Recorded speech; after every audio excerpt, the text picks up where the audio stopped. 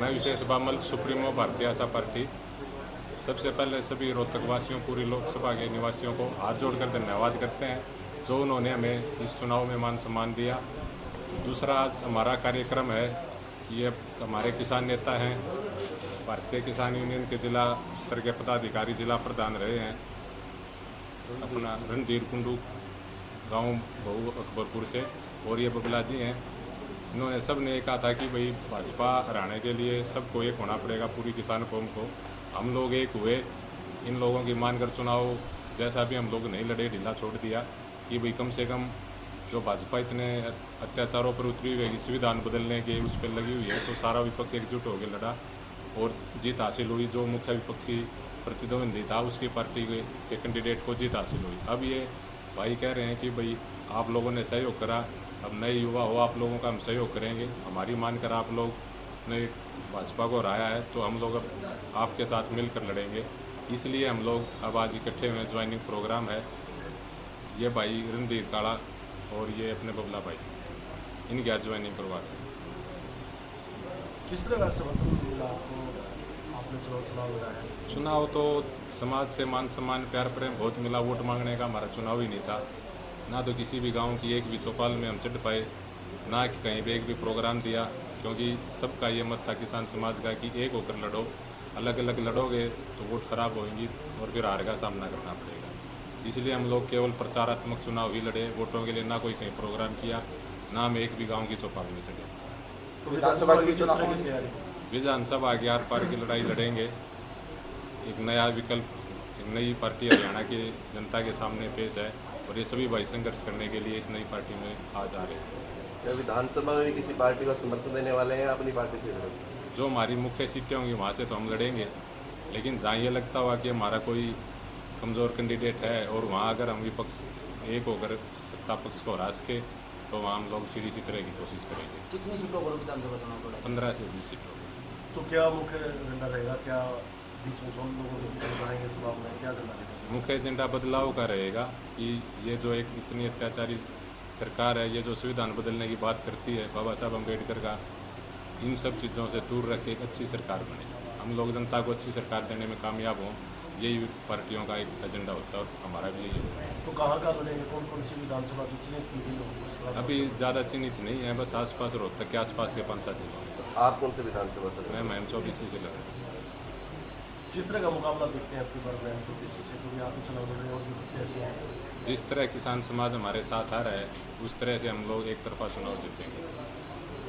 कितने लोग और ज्वाइन करेंगे पार्टी को? जिस तरह से आज आपने बहु कहा। गांव से 15-20 युवा ज्वाइन कर रहे हैं और हर गांव में ऐसे 10-20 युवा हैं जो आए थे कि भाई एक होकर लड़ेंगे। अब वो सारे कह रहे हैं कि भाई अब एक होकर लड़ेंगे, आपने हमारा मान सम्मान रखा, आप लोगों ने कहीं वोट मांगने नहीं गए, तो अब हम लोग आपका साथ देंगे। अब ये सब अपना वादा निभाने आ रहे हैं।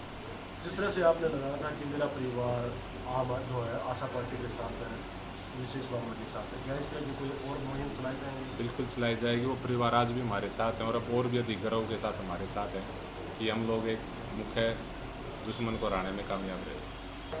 मैं भारतीय किसान यूनियन का पूर्व जिलाध्यक्ष रणधीर काड़ा कुंडू।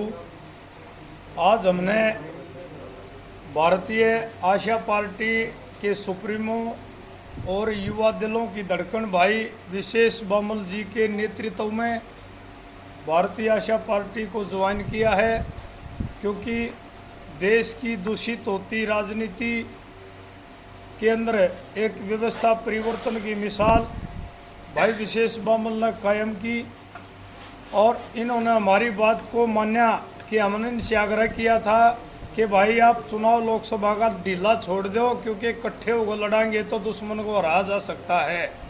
इन्होंने किसान संगठनों की बात को माना, तो आज हमारा दायित्व है कि भाई का साथ दें और अच्छे विचार हैं और युवा लड़का है और आने और किसान समाज की 36 बिरादरी के भाईचारे को साथ लेके चलने वाले हैं बामल साहब। और आज हमने अपने युवा साथियों के साथ में भारतीय आशा पार्टी को ज्वाइन किया एवं आने वाले टाइम में इस भ्रष्टाचारी तानाशाह सरकार को उखाड़ फेंकने का काम बामल साहब और 36 बिरादरी के भाईचारे के गठजोड़ से, विपक्ष के गठजोड़ से हम सब मिल करके ये काम करेंगे। आपने जो है किसान संगठन में काम किया है और उसके बाद अब राजनीति में कदम रखे हैं, किस तरह का आदर देते हैं?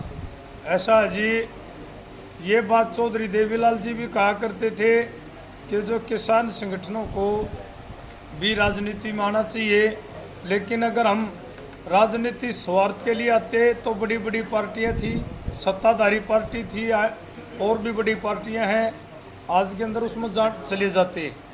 लेकिन संघर्ष का रास्ता अख्तियार किया और संघर्ष का रास्ता अख्तियार करते हुए भारतीय जनता पार्टी से हमने अपनी राजनीतिक पारी की शुरुआत करी। आप एक राजनेता से भी जुड़े रहे हैं, कई साल तक आपने जो है महम हल्के में कार्य किया है, किस तरह का लाभ मिलेगा भारतीय जनता पार्टी को? भारतीय जनता पार्टी मैं मलके की अगर मैं बात करूं तो भारतीय जनता पार्टी अप्रत्याशित सफलता प्राप्त करेगी और विशेष बामल विधानसभा पहुंचेंगे मैम से। किस तरह का सहयोग करेंगे आप लोग? हम तन मन और धन से रात दिन एक करके भाई का पूरा सहयोग करेंगे, क्योंकि चुनाव सिर पे हैं, 120 दिन मात्र रह चुके।